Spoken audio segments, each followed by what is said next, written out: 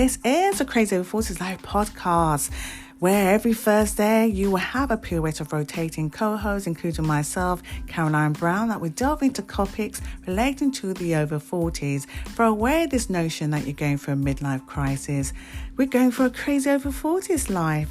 It's the time to uncover and rebirth our adolescent years filled with curiosity and all our desires. We do it right here on the Crazy Over 40s Live podcast. We look into relationships, emotional, sexual, financial wellness, entrepreneurships, providing you with an enjoyable delivery every Thursday. And don't forget to share and subscribe so you can keep updated on all the episodes as and when they become available. I hope you enjoy this episode.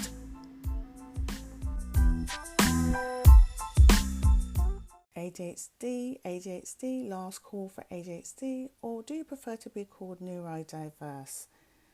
Well, in the last several years, there have been many people coming forward, particularly in the neuroscience world, to actually show a lot of appreciation for those who are neurodiverse. It's not a made-up thing. It does exist. And it does last until adulthood for some of us. And why some of us actually carry it through to our adulthood and why some of us don't. Are there myths and truths about adults with ADhD? Are we running around, not paying attention, not listening, difficulty in following instructions? We make careless mistakes, lose things, being very forgetful, and perhaps some of us are hyperactive, unable to sit still, constantly fidgeting, running around, climbing. Well, I don't think we'll be doing that in our workplace. Depends on where you work, really, isn't it? Impulsivity, poor IQing, interrupting others, little or no sense of danger. These are some of the things. But very clear is in the diagnostics, they say that ADhD do often last into adulthood, but to diagnose ADhD in adults and adolescents aged 17 years and older, only 5 symptoms are needed instead of the 6 needed in our younger years, say. And yes, symptoms may look very different in our older years. In our older years, we have more responsibility. We have more challenges, I believe. We're here today to explain how it actually impacts our adulthood is Dr. James Brown. He's a biomedical scientist and a science communicator. After being diagnosed with ADhD himself in 2021 February, James co-founded the registered UK charity ADhD Adult UK and started his own podcast, the ADhD Adults, to help to support adults with ADhD. James also works for Psychiatry UK as their communications lead, and I'm so pleased to have him on this podcast. So he shall be joining us after the interlude to show us, or to tell us, or to share with us what it's like to be an adult with ADhD. I'm Caroline Brown, your host on the Crazy Over 40s Live podcast. And don't forget to share and subscribe so you can keep updated on all the episodes as and when they become available.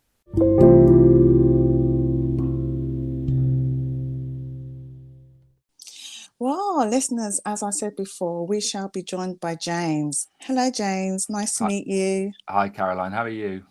I'm doing very well today, and thank you for coming on. I did want to bring you on because there's so many myths and truths about adults with ADHD. Some people think it just does not exist. I know. But tell me what the reality of it, or tell me, how did you get into actually presenting ADhD Adult UK, which is your obviously your website and your support and So about 8 years ago, my colleague Alex Connor, who set up the charity ADhD Adult UK and the podcast The ADhD Adults with me, he phoned me up and said, I've just been diagnosed with ADHD. And we now laugh because at the time he said, and you're more ADHD than I am. And this is really inappropriate, we now realise, but I went and did all the online tests, and for anyone that's ever done what's known as the ASRS, an ADHD test, all the boxes were indicative of ADHD. And I kind of thought about it, and honestly, I was what we call medication resistant, and I thought, well, if I have it, they're going to put me on Ritalin and I'm going to turn into Okay. some robotic automaton. So I kind of ignored it. And then when lockdown happened, I used to work at a university full time. When lockdown happened and all the teaching moved online, and I was stuck in the same room, working 7 days a week, 10-hour days, not leaving that room, it just put so much pressure on me in terms of having to force myself to focus on staring at a screen and doing the same work, that I had a mental health crisis. And this was the point where I thought, you know what, I need to get a diagnosis. I knew the waiting list were long, so I paid privately. I'm very grateful that my mother helped me out with that, because I've got lots of debt. That's an ADHD thing often. Right. So I got diagnosed by Psychiatry UK back in February 2021, and pretty soon afterwards, Alex and I said, there's nothing out there really in Britain that's useful or helpful, because you get a diagnosis and you may get medication, and then you're just cast out into the world without really knowing what ADHD is and what parts of your personality are ADHD and what parts are you. And so we thought, well, let's do something, let's help people. And it's really taken off. I can see that it has, because that's how I found you actually. It's because, excuse me, in my line of work, so I'm a therapist, I found that those that were coming forward were kind of saying, oh, I think I have ADHD. I've never been tested. And then the first thing I asked, knowing this, what would that mean for you? Relief. Yeah. And there's something in that, isn't there? It's massive. I mean, we get messages every day from people saying pretty much that, saying, I think I've got ADHD, but I don't know, what do I do now? And but again, this is my ADHD. I really should set up a standard reply that means I don't have to type the same reply every time, but I keep forgetting to. And you know, we help people on that journey by first of all getting them to test their symptoms, and then telling them what they need to say to a GP to hopefully get a referral to get that diagnosis. And it's, you know, it's such a huge problem. It's this bubbling under the surface problem where, depending on which study you read, let's say 2.5% of adults have ADHD. That means probably 1.5 million people in the UK have ADHD, and 90% of those people are undiagnosed. So there is this huge, you know, swarm, if you like, of people with undiagnosed ADHD, which can have a massive impact on their lives, who are just starting to wake up to the idea that it's a thing, because it's suddenly becoming more talked about in the media. It is, and that's bringing out a lot of people who previously may have been quite shameful in hiding their symptoms.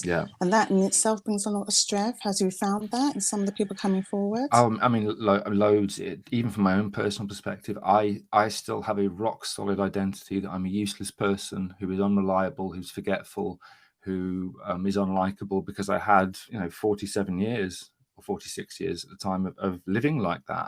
And most people that we help or speak to or hear from have the same thing. They've grown up as a square peg trying to fit into a round hole, because the world around us was not designed for neurodivergent people.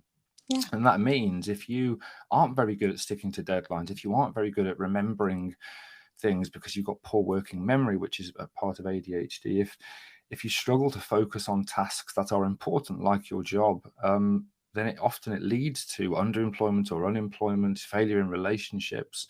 There are significant mental health issues which are found at significantly higher frequency in ADHD. So people spend years just thinking, I'm rubbish, I'm not very good.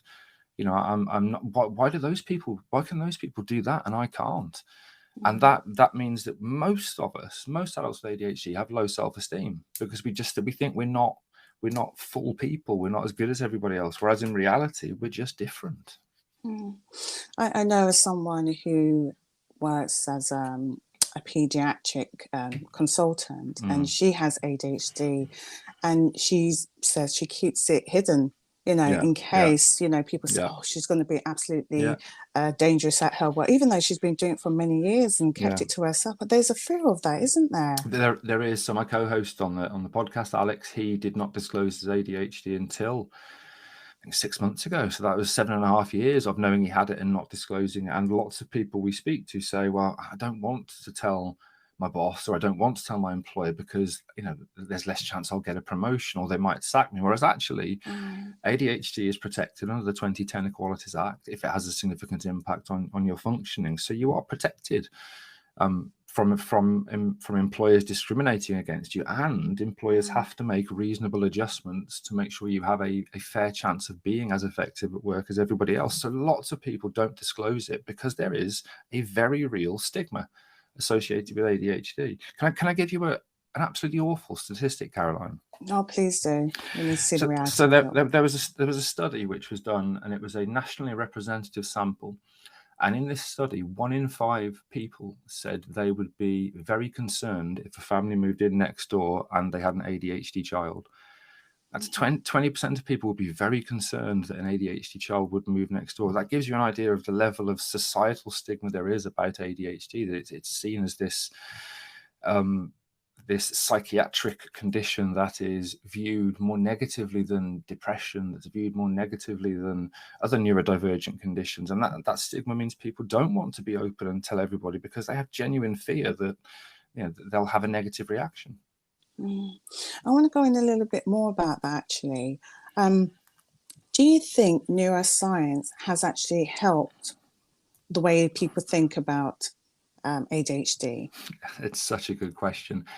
I know psychologists, professors of psychology, for example, who are not convinced that ADhD is real. They think that it is a collection of symptoms as opposed to a disorder.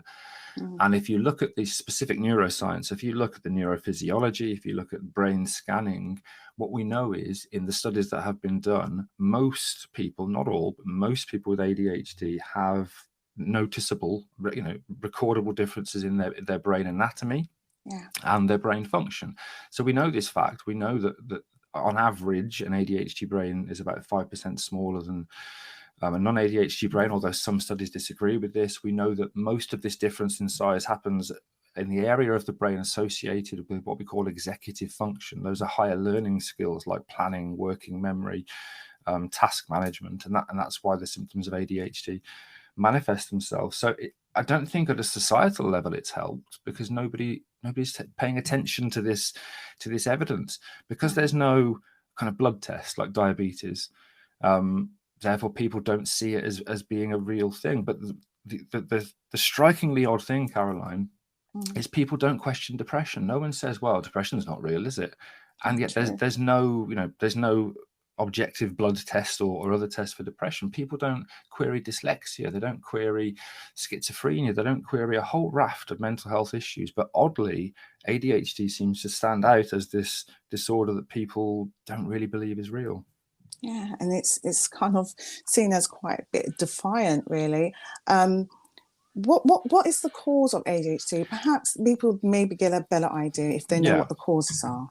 Yeah. So it's largely genetic. It's thought to be about between 70 and 80% genetic. And what that means is that there are many, many different genes, which are part of our DNA, which can cause the brain to develop differently. Now, ADhD is a lifelong neurodevelopmental disorder. And what that means is the brain of somebody with ADhD, as we mentioned a bit earlier, is a little bit different. And effectively, that means that as we develop, we are unable to do the same things, think the same way, act in the same way, behave in the same way as people who are often called, and I hate this phrase, often called neurotypical people. So it's largely genetic, but there are some studies which have suggested trauma in childhood or deprivation in childhood could be involved, or a mixture of the two. So it's not absolutely understood because it's not as simple as there is one gene which is mutated. There are lots of different genes that are mutated, but many of them are involved with a neurotransmitter that's a brain chemical called dopamine. And dopamine and other brain chemicals which are associated with reward tend not to work as well in the brain of somebody with ADhD. So it's largely genetic, which means if you've got it, there's probably somebody in your family that's also got it. And effectively, it means that this genetic change in your DNA means that your brain develops and works a little bit differently. So there's a complex play, isn't there, interplay between genetics and environmental factors, would you say? Okay. Yeah. And as in most conditions, I think in some cases, if the genetic changes are so strong in any environment, one would be ADhD. But in some individuals, it would be that combination of of things that happen to you when you're a child, such as deprivation or trauma, and even there's some theories that exposure to some chemicals and pollution, etc., may have a role as well. Yeah, and that leaves a lot of children with, being very vulnerable. And there are many adults who are very vulnerable, who've had very vulnerable childhoods because of their ADHD. Yeah, I mean, it's interesting because ADHD comes with. So when, first of all, ADHD is the most rubbish name of any medical disorder there is. I agree. Because I agree. attention deficit hyperactivity disorder. None of us have a deficit of attention. We just can't pick what we pay attention to, because the brain is always looking for immediate short-term reward over long-term bigger reward. So, for example, if you've got to work on a task for work, and that task is really important and you'll get lots of congratulations, but it's going to take you 3 months to do it, your brain would rather play Candy Crush Saga on the phone, because that gives you an instant hit of dopamine. Yeah. And that means if you live your life like this, where your behaviors are seen as abnormal, where at school, if you're a boy, and this is one of the things I'd like to talk about, if you're a boy, generally boys with ADHD tend to act out a bit more and get noticed, and that's why the diagnosis rates in children are around 9-1 for boys to girls, whereas girls tend to internalize their symptoms using something called masking, and that means that they tend to be a bit more anxious and not have behavioral issues, which is one of the reasons, and again, this is part of the stigma, that people think, if people think it's real at all, they think it's a disorder that boys get, and they grow out of it, and it's just not true. Well, so you've said that, and I can totally understand how biology will play a part in some of these people not being picked up. The importance of that, actually, now I'm thinking about it, with women who have ADHD, that must play a huge impact on, if they choose to have families, relationships. Often a lot of them have said that they felt that as they, went into the relationship, they weren't really themselves, whatever their selves, true self is. Yeah, of course. I mean, and that's caused problems. Yeah, go ahead. Well, it does. I mean, so relationship issues are one of the most commonly cited reasons for somebody going for an ADHD diagnosis in the first place. Effectively, because of this difference in sex or gender when it comes to diagnosis, and the fact that women then often spend 30 or 40 years masking their symptoms, coming up with, frankly, brilliant coping strategies to get through life. Eventually, and this sometimes happens around perimenopause or menopause, because hormones have a role in regulating dopamine, women will get to a point where they realize that they can't cope in it, and there is something wrong. But because of that stigma, there are lots of GPs, and I am not knocking GPs or the NHS, because they are both fantastic people and an institution, but because of the lack of training in adult ADHD particularly, many times we'll hear people that will go to the GP and be told, well, no, you're female, you can't have ADHD, or you've got a good job, you can't have ADHD, or you've got a degree, you can't have ADHD, and it's nonsense. So particularly for women and for people of color, the deck is just stacked against you. I'm speaking as a middle-aged, white, middle-class male, the most looked-after demographic in the country. It's much easier for me, not just to get a diagnosis, but to talk about ADHD, than it is for women or people of color who are two demographics who aren't really looked after. In fact, the test for ADHD was set up, if you like, in young boys. So that even the test that diagnoses you wasn't really, or didn't include girls or adults when it was developed. It was just, young boys were used as the sample to set up the test. And that gives you an idea of the discrimination, if you like, against some groups when it comes to ADHD. Talk about the demographic. Just to add more to that, James, undiagnosed, untreated people of colour practically can lead to struggles in all areas of their lives, and to think that their symptoms are being overlooked due to structural and systemic racism, which is embedded in the system and causing barriers to access to resources and treatment for people of colour, because obviously it would have fed through the pathways. And this has led to communities who are facing individual and societal challenges and stresses on top of the ADHD symptoms, can you see how catastrophic this can be? And that's why I say knowing your symptoms, being able to communicate your symptoms is the key to getting the resources. Well, part of the key to getting the resources that you need, because you need to be your own advocate. And if you can't be your own advocate, reach out to someone who can be an advocate for you. And I think at this time, James, it'd be good to talk about the presentation of ADHD, looking more about the symptoms. So that there are 3 presentations of ADHD. There's predominantly inattentive type, and that's individuals who have trouble focusing on things. So as I say, it's not that they have a deficit of attention, their brain will just be seeking immediate reward. The second presentation is predominantly hyperactive or impulsive type, and these are individuals that generally don't struggle with attention but are impulsive and are either externally hyperactive, like that stereotypical boy at school, or internally hyperactive, which is what adults tend to be, which is more racing thoughts, inability to focus your thoughts, mind wandering.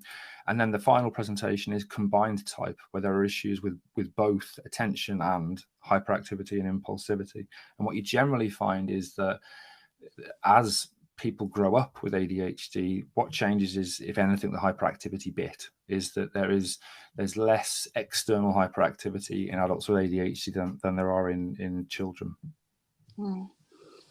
So let's move on to the managing the conditions and the reality of that, because as we briefly covered, what does that mean for those who are in adulthood? And the first thing we talk about is relationships, work, parenting. Yeah. I mean, all of these things are impacted by ADHD. In fact, as part of the diagnostic criteria, you have to be able to evidence that your ADHD is having a moderate impact on 2 domains of your life, and that could be work or home or relationships or other things.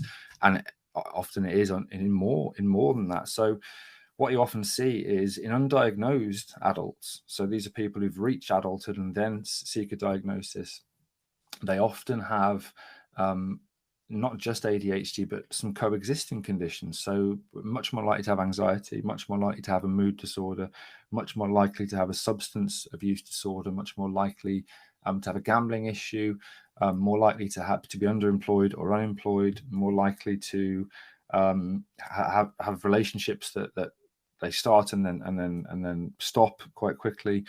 And like I said, all of this builds into an individual that then thinks less of themselves. The other thing that is almost never talked about is the fact that almost probably about 99% of adults with ADHD also have something called rejection sensitive dysphoria, or RSD. And what that means is that any rejection or criticism, whether it's real or in your head, is physically painful. It can cause you to either become a complete people pleaser who just says yes to everything because the thought of being criticized or rejected is so painful, or just withdrawing from society and deciding not to try and engage in relationships. I was single for 10 years, not because I'm freakishly ugly, but because I was so scared of rejection that I couldn't bear the idea of ever asking anyone out. And therefore, this is another thing that it doesn't get talked about, and we don't know if it's caused by ADHD or if it's caused by living with ADHD and constantly being criticized or rejected. But this really complex set of symptoms and issues has a massive impact, to the point where several studies have shown that an undiagnosed ADHD adult, on average, so not everybody, but on average, costs the government about £18,000 a year to keep in society. And that's in terms of, again, underemployment and costs associated with welfare, in terms of accidents and injuries, because we're more likely to have those, in terms of issues around crime or drug use. And it seems crazy when you think that the most commonly used drug to treat ADHD is methylphenidate, and that costs, in its cheapest form, £3 a month. So if you think that we've got people out there who could be treated cheaply, who are actually not contributing as they could to society and are grossly unhappy, it's just so unfair that as a society we're not tackling this properly. Yeah, and then as you talked about the unfairness of the environmental factors that can play a part in your upbringing and exacerbating the symptoms that you have. And it's kind of leading me to exactly what you had said, actually, is about what is the government doing? What are we doing? It's a really good point. So we we did a campaign back in October, which is ADhD Awareness Month, where we asked people to contact their MPs, and we even wrote a template letter as a charity saying, you know, tell your MP that this is the cost, these are the issues associated. And we got back from a lot of MPs in the government say, you know, given the typical, we've invested X amount of billions in mental health over the past few years, and blah blah blah. A few politicians were surprised and said they would try and raise a question in Parliament, but effectively mental health services in the NHS have been systematically under-resourced for the last 20 years, to the point that in some areas there is no adult ADhD or neurodiversity service. So if you live in an area that doesn't have a service and you go to your GP and say, I think I've got ADhD, some GPs will say, well, we haven't got a service for that, sorry, which is incredible in 2022 to say that. But, and this is a really important point to make, if you live in England, and again, this is, I suppose, discriminatory against other areas of the UK, if you live in England, you have a right under the NHS Constitution to ask to be referred to any approved provider or service for assessing ADhD. So if you live in an area where you're told you don't have an ADhD service, you can say, I want to be referred to, and there are a number of different companies, Psychiatry UK is one of them, for example. You can ask to be referred to one of these providers, and they will assess you. And it's a brilliant service, but again, most GPs are unaware of it. So there are really systematic barriers within the NHS, partly down to lack of training, partly down to stigma, and partly down to resources, to people getting the help that they need. But people are unaware that they're entitled to it. So yeah, absolutely. Right. But you've made that known today. So thank you so much for that, James. My pleasure. You talked about management, the working memory, planning, time management, self-control, and the impact it can have on finances. Yeah. Now, people would say, oh, well, just have more financial literacy, but it's not as simple as that for someone with ADhD, is it? No. Tell us more. No, it really isn't. It's almost impossible to. Yeah. One of the bits of advice you often hear, or some of the bits of advice you often hear for people with ADhD, are so inappropriate. It's ridiculous. Things like, have you tried making a list? Or or have you hit? We sell a planner that's 168 pages long.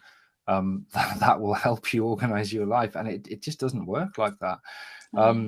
What we end up with is people who don't have the skills or support to control their finances and are impulsive. So I, for example, it took my personal lived experience of ADhD. I have combined type ADhD, which means I am both.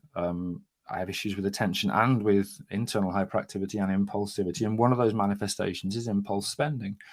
So there are times when I'll just buy something because the impulse is so strong, and I can't stop it. So I bought, I think, 6 guitars over lockdown because I'd see a guitar and think, oh, I want that, and then end up giving them away. I've bought so many things that I've got, probably £40,000 worth of personal debt, which is built up over years because of making poor decisions about spending. And this is the thing, is that if you look at all of the things you talked about, organization, time management, financial budgeting, communication, relationship issues, when somebody gets diagnosed, and even if they're on medication, and the medication, it really does help with ADhD.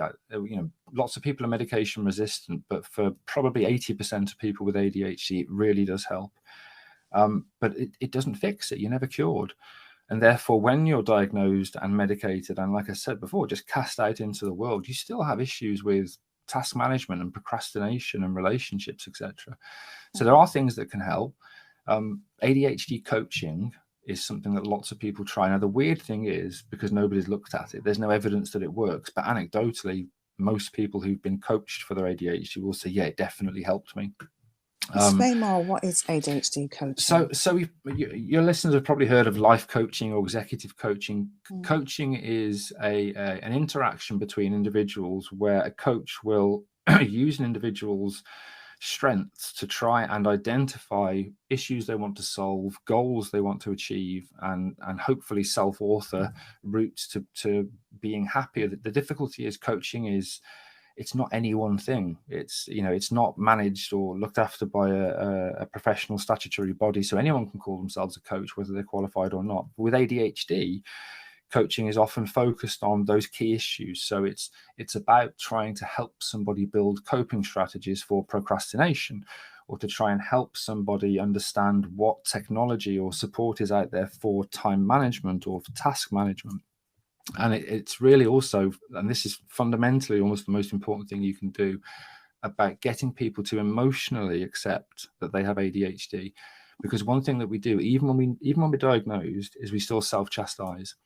So I have terrible working memory, Caroline. I will get up from my work desk with my glasses on, and then take them off, and then sit back down at my work desk and think, where are my glasses? Yes. And that happens 40 times a day. It takes me nine goes to make a cup of tea, because I'll boil the kettle, forget, boil the kettle again, forget, boil the kettle, put it into the tea, forget, and then there's a cold cup of brown tea there.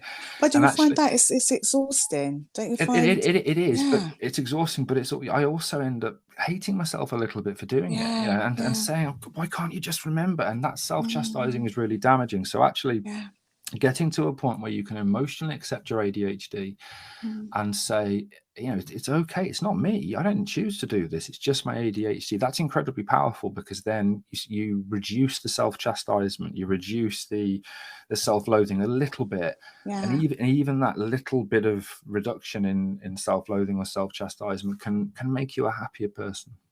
Yeah, and that's why the diagnosis is so important for the self-chastisement. So essentially what I'm hearing from you is that in terms of the finances, you know, coaching, ADhD coaching can help with the kind of the financial goals, some that you may have and that you can't get your head around, and emotional spending. Yeah, it can certainly help with impulsive spending. It can help a little bit with budgeting, for example, so you can learn to budget. But one of the sad things, I suppose, about ADhD is it's kind of a moving target. So if you adopt a coping strategy, and that could be using a budgeting app on your phone, there will come a time where you'll just disengage with it, where it will no longer reward your brain, and therefore your brain will say, well, I don't want to open that app. And that's why you always have to adapt and amend and adjust and find a new strategy, because lots of people use, you know, bullet journals or apps like Evernote or Todoist, which help organize. But, you know, it could be that you use it for 6 months and then you just can't use it anymore because it stops being rewarding. And that's challenging. And that's why people often get coached and it's fine for 6 months. And then all of a sudden things fall apart and they think, well, why am I doing this again? And it's because the brain is constantly looking for reward, new things. New things are rewarding. You know, things that you've done lots of times don't reward the brain. And we don't choose to disengage with these coping mechanisms or these technologies. It's just our brain kind of saying that doesn't reward me. I want something that gives me dopamine, which is the shorthand for reward. I mean, well explained, because people don't really appreciate, for those who have ADhD, they understand, but when you put it in those way, how you explained it, you know, the ADhD, you know, it causes emotional mood swings, and that can lead to you being vulnerable or to emotional spend or procrastinating or avoiding paying bills sometimes. Obviously it can lead you into financial trouble. So let's talk about the positive things about ADhD, because it is our superpower, isn't it? So I'm gonna say something that's going to challenge you a little bit now, Caroline. Go ahead. And what I would say is two things. First of all, the evidence for strengths or superpowers of ADhD is very thin. And what that means is that when scientists or researchers have tried to look at the two most commonly discussed strengths of ADhD are creative thinking and entrepreneurship. Yes. And if you look at those studies, lots of them are self-reported. So you ask people with ADhD, are you a creative thinker? And most of them come back and say yes. If you look at objective studies where you use tests for what's called divergent thinking, which is creative thinking, then there are some studies that show that adults with ADhD are more creative at thinking, but they're very small studies. And they're not really representative. So the evidence is a bit flimsy. Equally for entrepreneurship, there are studies that show that adults with ADhD are more entrepreneurial, But if you look at the success of their businesses, they're no more or less successful than people without ADHD.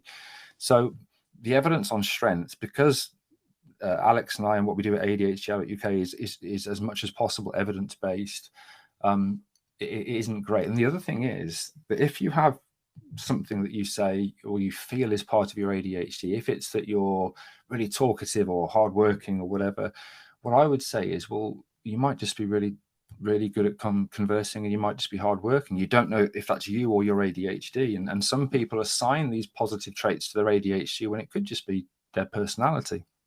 So it's difficult with the positives, because I don't want to be completely negative, but for most people with ADHD, the last D stands for disorder.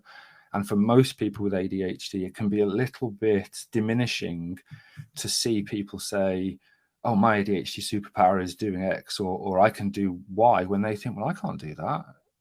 My ADHD just means that I get loads of anxiety, that I can't engage with work, and that I've got failed relationships. So as a charity, we tend to just shy away from strengths or superpowers of ADHD, largely because the evidence isn't great, and we want the evidence to be better.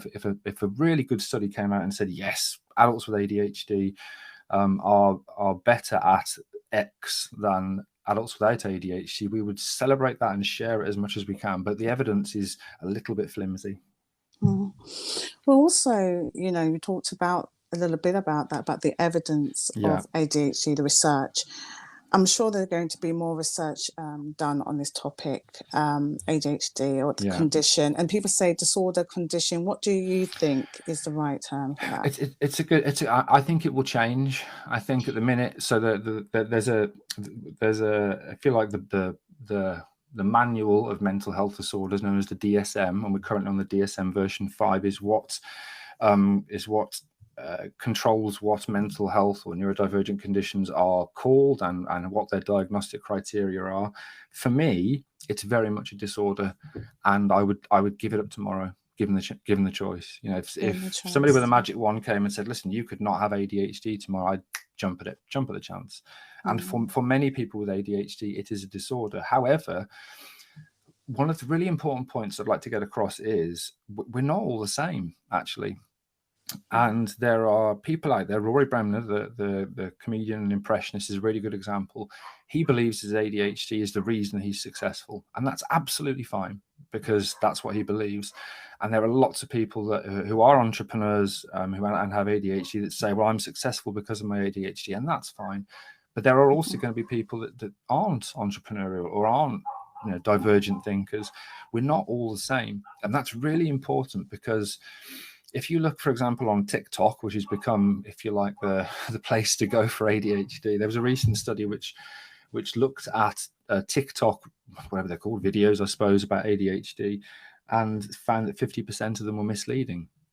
And what that means is that actually, if you've got ADHD and you're trying to find sources of information, first of all, you might find it diminishing if people say, well, this is what ADHD is, and you think, well, I don't do that.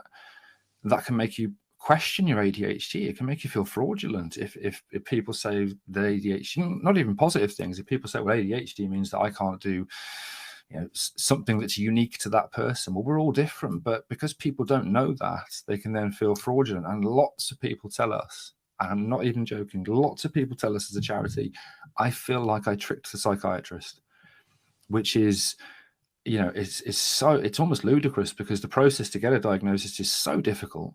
But people feel so fraudulent. They often say, yeah, I feel like I tricked the psychiatrist. I feel like I don't have ADHD. And part of that is because we are all so different.